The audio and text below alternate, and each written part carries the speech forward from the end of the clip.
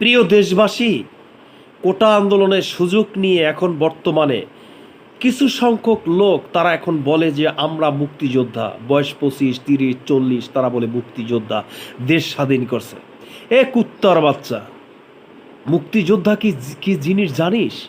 মুক্তিযুদ্ধ যে কি জিনিস জানিস তোরা? মুক্তিযোদ্ধা সেজেছিস। মুক্তিযুদ্ধ এখন বর্তমানে বিকৃতি করে এখন বাংলাদেশে যেসব হচ্ছে, মুক্তিযোদ্ধাদের অপমান অপদস্থ করা হচ্ছে।